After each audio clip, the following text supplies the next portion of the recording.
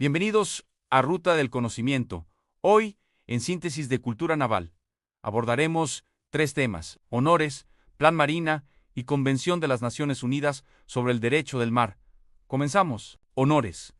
Los honores militares son actos que se realizan como manifestación de respeto que se le ofrece a una persona en razón de su cargo o jerarquía, pudiendo realizarse de la siguiente manera. Punto 1. En los barcos, mediante disparos con cañón, a la voz o con pito marinero. Punto 2.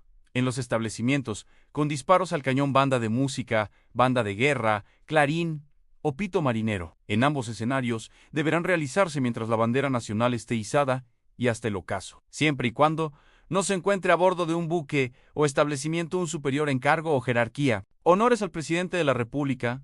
Cuando se realizan con cañón se efectuarán 21 disparos con intervalos de 6 segundos. En ningún caso el buque visitado efectuará los disparos. Si se realizan con pito marinero, se tocará la primera, segunda y tercera estrofa del toque de bandera. Con clarín se tocará marcha de honor completa una sola vez. La bandera insignia en ceremonias navales será una bandera nacional que tendrá 5 estrellas blancas en la franja verde. La bandera insignia durante visitas a buques y establecimientos navales será de color blanco. Llevará inscritas en su cuarta parte superior izquierda una bandera nacional. En su cuarta parte inferior izquierda llevará 5 estrellas de color dorado. En el supuesto que el personal esté armado, será con armas presentadas. Honores al secretario de Marina. Cuando se rinden honores al secretario de Marina con cañón, deberán ser 19 disparos. Si se realizan con pito marinero, se tocará la primera y segunda estrofa del toque de bandera. Con clarín se tocará marcha de honor completa una sola vez. En el supuesto que el personal esté armado, será con armas presentadas. La bandera insignia será una bandera cuadra, que en la franja verde llevará 4 estrellas blancas. Honores para la categoría de almirantes con mando. Para almirantes con mando al cañón serán de 11 disparos, con pito marinero serán 3 pitadas largas, al clarín se tocarán 3 llamadas de honor. Para vicealmirantes con mando serán de 9 disparos, con pito marinero serán 2 pitadas largas, al clarín se tocarán 2 llamadas de honor. Para contraalmirantes con mando serán de 7 disparos, con pito marinero serán una pitada larga, al clarín se tocará una llamada de honor. En todos los casos, si el personal esté armado, se deberán presentar las armas. Bandera torrotito de proa. Es una bandera cuadra con 3 franjas diagonales de igual anchura con los colores de la bandera nacional en el orden siguiente. En la parte superior izquierda blanco, en la parte central verde y en la parte inferior derecha rojo. Al centro de la franja verde lleva un ancla de cepo tipo almirantazgo de color plata, la cual se iza en la driza del torrotito en los siguientes casos: días domingos, días festivos y en ceremonias oficiales, días en los que haya buques de guerra extranjeros en puerto nacional. Y cuando un buque nacional permanezca en puerto extranjero, bandera el guión es la bandera representativa de una unidad o establecimiento, cuya dotación es mayor de una compañía y se utiliza para participar en desfiles o ceremonias. El estandarte es la bandera representativa que se usa en lugar de la bandera de guerra durante la instrucción militar y actividades de rutinarias en unidades y establecimientos. Tema punto 12. Plan Marina. Las primeras tareas de auxilio registradas en las que participó personal naval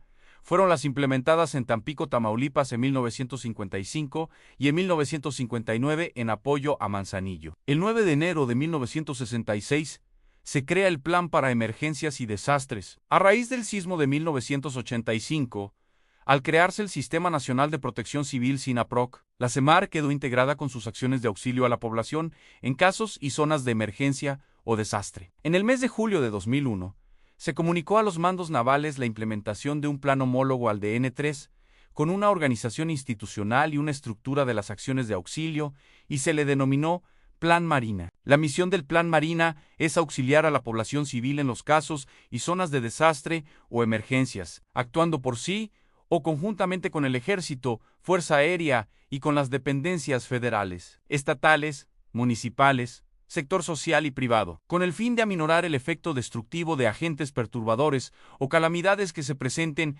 en contra de la población y sus propiedades. El propósito operativo del Plan Marina es coadyuvar en la protección de la integridad física de las personas, sus bienes, la planta productiva de la integridad física de las personas, sus bienes, la planta productiva y su entorno, así como mantener la confianza de la población en la capacidad de respuesta de la Armada de México. Fases del Plan Marina. Primero, prevención. se activa al tener conocimiento que un incidente afectará a alguna jurisdicción, llevándose a cabo el conjunto de acciones y mecanismos tendientes a reducir riesgos. Segundo, auxilio. Se activa al momento que son desplegados el personal naval y/o buques, vehículos y aeronaves. Para proporcionar cualquier apoyo a la población afectada, finalizará cuando ya no exista población atrapada, aislada o en peligro. O bien, después de 8 días del paso del fenómeno perturbador. Tercero, recuperación, proceso orientado a la reconstrucción y mejoramiento del sistema afectado, la población y su entorno, así como a la reducción del riesgo de alerta y peligro. Dada la magnitud de los desastres, de la misma manera, se brinda el apoyo a las dependencias que, de acuerdo con sus atribuciones, deben reconstruir. Alcance del Plan Marina, nivel nacional. Se ejecuta empleando todos los medios disponibles de la Secretaría de Marina. En coordinación con el Sistema Nacional de Protección, nivel regional, se emplean los medios con que cuenta una región naval y/o mandos adscritos. Aquí el mando lo ejerce el comandante de la región. Nivel local, se ejecuta con los medios asignados a una región. Zona o sector naval, afectado por un agente destructivo. El mando lo ejerce el comandante correspondiente. Como parte de la mejora, se creó el 1 de noviembre de 2021 la Unidad Naval de Protección Civil, misma que fue modificada después de la promulgación del Reglamento Interior de la Secretaría de Marina publicado en el Diario Oficial el 11 de diciembre de 2025, recibiendo el nombre de Coordinadora General para la Atención de Desastres Naturales, COGADEN. Su misión es fungir como órgano responsable y de enlace con dependencias y autoridades de los 3 órdenes de gobierno para desarrollar y dirigir las acciones en materia de protección civil de la institución para la prevención, auxilio, recuperación y apoyo a la población en situaciones de emergencia, desastres y aquellos ocasionados por fenómenos naturales perturbadores. Algunas de sus atribuciones son elaborar, actualizar, operar y vigilar el programa de protección civil de la Secretaría de Marina. Coordinar los apoyos que proporcionarán las brigadas móviles en casos de emergencia y zonas de desastre ocasionados por fenómenos naturales perturbadores. Coordinar con las dependencias de la Administración Pública Federal y la Autoridad Educativa Naval la capacitación y adiestramiento en temas de carácter de protección civil que deban considerarse en los planes y programas de estudio que impartan las instituciones educativas de la Secretaría de Marina. Tema punto 13. Convención de las Naciones Unidas sobre el Derecho del Mar, CONVEMAR. El mar territorial y la zona contigua, la soberanía del Estado ribereño país con litoral marítimo, se extiende más allá de su territorio y de sus aguas interiores. Es decir, se extiende hacia la franja de mar adyacente designada con el nombre de mar territorial, incluyendo el espacio aéreo sobre el mar territorial, así como al lecho y al subsuelo de ese mar. Límites del mar territorial. Anchura del mar territorial. El mar territorial puede tener un límite que no exceda de 12 millas marinas medidas a partir de líneas de base. Línea de base normal sirve para medir la anchura del mar territorial. Es la línea que se forma cuando existe bajamar a lo largo de la costa. Límite exterior del mar territorial. El límite exterior del mar territorial es la línea que une el punto más próximo de la línea de base, a una distancia igual a la anchura del mar territorial. Aguas interiores. Son las aguas situadas en el interior de la línea de base del mar territorial, forman parte de las aguas interiores del Estado. Cuando el trazado de una línea de base recta produzca el efecto de encerrar como aguas interiores, aguas que anteriormente no se consideraban como tales. Existirá en esas aguas un derecho de paso inocente. Puertos, para los efectos de la delimitación del mar territorial. Las construcciones portuarias permanentes más alejadas de la costa que formen parte integrante del sistema portuario se consideran parte de esta. Las instalaciones costa afuera y las islas artificiales no se considerarán construcciones portuarias permanentes. Derecho de paso inocente por el mar territorial. Los buques de todos los estados, sean ribereños o sin litoral, gozan del derecho de paso inocente a través del mar territorial. Significado de paso. Uno se entiende por paso el hecho de navegar por el mar territorial, con el fin de atravesar dicho mar sin penetrar en las aguas interiores ni hacer escala en una rada o una instalación portuaria fuera de las aguas interiores, o dirigirse hacia las aguas interiores o salir de ellas, o hacer escala en una de esas radas o instalaciones portuarias o salir de ella. 2. El paso será rápido e ininterrumpido. No obstante, El paso comprende la detención y el fondeo, pero solo en la medida en que constituyan incidentes normales de la navegación o sean impuestos al buque por fuerza, mayor o dificultad grave, o se realicen con el fin de prestar auxilio a personas, buques o aeronaves en peligro o en dificultad grave. 3. El paso es inocente, mientras no sea perjudicial para la paz, el buen orden o la seguridad del Estado ribereño. 4.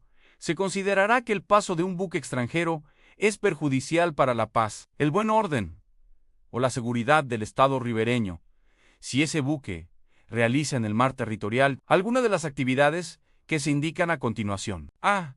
Cualquier amenaza o uso de la fuerza contra la soberanía, la integridad territorial o la independencia política del Estado ribereño o que de cualquier otra forma viole los principios de derecho internacional incorporados en la Carta de las Naciones Unidas. B. Cualquier ejercicio o práctica con armas de cualquier clase. C. Cualquier acto destinado a obtener información en perjuicio de la defensa o la seguridad del Estado ribereño. D. Cualquier acto de propaganda destinado a atentar contra la defensa o la seguridad del Estado ribereño. E. El lanzamiento, recepción o embarque de aeronaves. F. El lanzamiento, recepción o embarque de dispositivos militares. G. El embarco o desembarco de cualquier producto, moneda o persona, en contravención de las leyes y reglamentos aduaneros, fiscales, de inmigración o sanitarios del Estado ribereño. H. Cualquier acto de contaminación intencional y grave contrario a esta convención. I. Cualquier actividad de pesca. J. La realización de actividades de investigación o levantamientos hidrográficos. K. Cualquier acto dirigido a perturbar los sistemas de comunicaciones. L.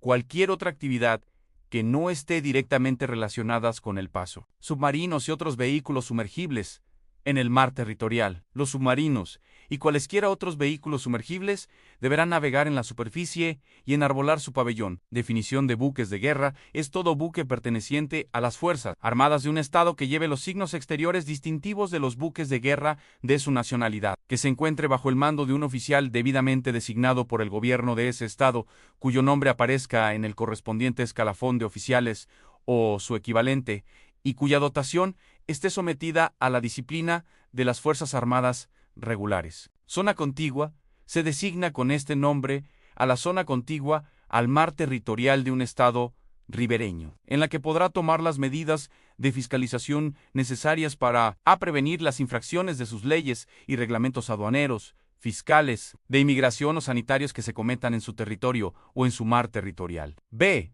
Sancionar las infracciones de esas leyes y reglamentos cometidas en su territorio o en su mar territorial. La zona contigua no podrá extenderse más allá de 24 millas marinas, contadas desde las líneas de base, a partir de las cuales se mide la anchura del mar territorial. Zona económica exclusiva.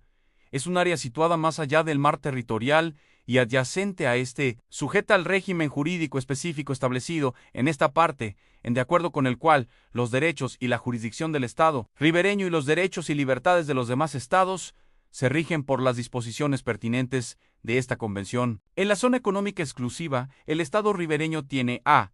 Derechos de soberanía para los fines de exploración y explotación, conservación y administración de los recursos naturales, tanto vivos como no vivos, de las aguas suprayacentes al lecho y del lecho y el subsuelo del mar. Y con respecto a otras actividades con miras a la exploración y explotación económicas de la zona, tal como la producción de energía derivada del agua, de las corrientes y de los vientos. B. Jurisdicción. Con arreglo a las disposiciones pertinentes de esta convención, con respecto a 1. El establecimiento y la utilización de islas artificiales, instalaciones y estructuras. 2. La investigación científica marina. 3. La protección y preservación del medio marino. La zona económica exclusiva no se extenderá más allá de 200 millas marinas contadas desde las líneas de base, a partir de las cuales se mide la anchura del mar territorial. En la zona económica exclusiva, el Estado ribereño tendrá el derecho exclusivo de construir, así como el de autorizar y reglamentar la construcción, operación y utilización de 1. Islas artificiales. 2. Instalaciones y estructuras que puedan interferir el ejercicio de los derechos del Estado ribereño en la zona. Plataforma continental, comprende el lecho y el subsuelo de las áreas submarinas que se extienden más allá de su mar territorial, y a todo lo largo de la prolongación natural de su territorio, hasta el borde exterior del margen continental, o bien hasta una distancia de 200 millas marinas contadas desde las líneas de base a partir de las cuales se mide la anchura del mar territorial, en los casos en que el borde exterior del margen continental no llegue a esa distancia. Derechos del Estado ribereño sobre la plataforma continental. 1. El Estado ribereño ejerce derechos de soberanía sobre la plataforma continental a los efectos de su exploración y de la explotación de sus recursos naturales. 2. Los derechos a que se refiere el párrafo 1 son exclusivos en el sentido de que, si el Estado ribereño no explora la plataforma continental o no explota los recursos naturales de ésta, nadie podrá emprender estas actividades sin expreso consentimiento de dicho Estado. 3. Los derechos del Estado ribereño sobre la plataforma continental son independientes de su ocupación real o ficticia, así como de toda declaración expresa. 4. Los recursos naturales mencionados en esta parte son los recursos minerales y otros recursos no vivos del lecho del mar y su subsuelo, así como los organismos vivos pertenecientes a especies sedentarias, es decir, aquellos que en el periodo de explotación están inmóviles en el lecho del mar o en su subsuelo, o solo pueden moverse en constante contacto físico con el lecho o el subsuelo. Alta mar. Todas las partes del mar, no incluidas en la zona económica exclusiva, en el mar territorial o en las aguas interiores de un estado. Utilización exclusiva de la alta mar con fines pacíficos. La alta mar será utilizada exclusivamente con fines pacíficos. Nacionalidad de los buques. Cada estado establecerá los requisitos necesarios para conceder su nacionalidad a los buques, para su inscripción en un registro en su territorio, y para que tengan el derecho de enarbolar su pabellón. Los buques poseerán la nacionalidad del estado cuyo pabellón estén autorizados a enarbolar. Ha de existir una relación auténtica entre el Estado y el buque. Cada Estado expedirá los documentos pertinentes a los buques a que haya concedido el derecho a enarbolar su pabellón. Condición jurídica de los buques navegarán bajo el pabellón de un solo Estado y, salvo en los casos excepcionales previstos de modo expreso en los tratados internacionales o en esta convención, estarán sometidos en la alta mar a la jurisdicción exclusiva de dicho Estado. Un buque no podrá cambiar de pabellón durante un viaje ni en una escala, salvo en caso de transferencia efectiva de la propiedad o de cambio de registro. El buque que navegue bajo los pabellones de 2 o más estados, utilizándolos a su conveniencia, no podrán pararse en ninguna de esas nacionalidades frente a un tercer estado, y podrá ser considerado buque sin nacionalidad. Inmunidad de los buques de guerra en la alta mar. Los buques de guerra en la alta mar gozan de completa inmunidad de jurisdicción respecto de cualquier estado que no sea el de su pabellón. Inmunidad de los buques utilizados únicamente para un servicio oficial no comercial. Los buques pertenecientes a un estado o explotados por él y utilizados únicamente para un servicio oficial no comercial tendrán, cuando estén en la alta mar, completa inmunidad de jurisdicción respecto de cualquier estado que no sea el de su pabellón. Deber de cooperar en la represión de la piratería. Todos los estados cooperarán en toda la medida de lo posible en la represión de la piratería en la alta mar o en cualquier otro lugar que no se halle bajo la jurisdicción de ningún estado. Definición de la piratería. Constituye piratería cualquiera de los actos siguientes. 1. Todo acto ilegal de violencia o de detención, o todo acto de depredación, cometidos con un propósito personal por la tripulación o los pasajeros de un buque privado o de una aeronave privada y dirigidos a contra un buque o una aeronave en la alta mar, o contra personas o bienes a bordo de ellos. B. Contra un buque o una aeronave, personas o bienes que se encuentren en un lugar no sometido a la jurisdicción de ningún estado. 2. Todo acto de participación voluntaria en la utilización de un buque o de una aeronave, cuando el que lo realice tenga conocimiento de hechos que den a dicho buque o aeronave el carácter de buque o aeronave pirata. Definición de buque o aeronave pirata. Es aquel buque o aeronave destinado por las personas bajo cuyo mando efectivo se encuentran a cometer cualquiera de los actos a que se refiere el artículo 101. Se consideran también piratas los buques o aeronaves que hayan servido para cometer dichos actos mientras se encuentren bajo el mando de las personas culpables de esos actos. Tráfico ilícito de estupefacientes y sustancias psicotrópicas. Todos los estados cooperarán para reprimir el tráfico ilícito de estupefacientes y sustancias psicotrópicas realizado por buques en la alta mar.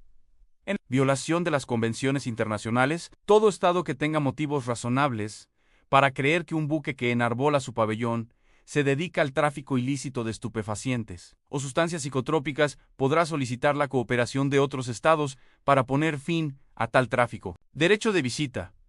Un buque de guerra que encuentre en la alta mar un buque extranjero que no goce de completa inmunidad tendrá derecho de visita, si existe motivo razonable para sospechar que el buque A se dedica a la piratería. B. Se dedica a la trata de esclavos. C. Se utiliza para efectuar transmisiones no autorizadas. D. No tiene nacionalidad. E. Tiene en realidad la misma nacionalidad que el buque de guerra, aunque enarbole un pabellón extranjero, o se niegue a izar su pabellón. En estos casos, el buque de guerra podrá proceder a verificar el derecho del buque a enarbolar su pabellón. Para ello, podrá enviar una lancha al mando de un oficial al buque sospechoso. Si aún después de examinar los documentos persisten las sospechas, podrá proseguir el examen a bordo del buque, que deberá llevarse a efecto con todas las consideraciones posibles. Derecho de persecución. Se podrá emprender la persecución de un buque extranjero cuando las autoridades competentes del Estado ribereño tengan motivos fundados para creer que el buque ha cometido una infracción de las leyes y reglamentos de ese Estado. La persecución habrá de empezar mientras el buque extranjero o una de sus lanchas se encuentre en las aguas interiores, en las aguas archipelágicas, en el mar territorial o en la zona contigua del Estado perseguidor, y solo podrá continuar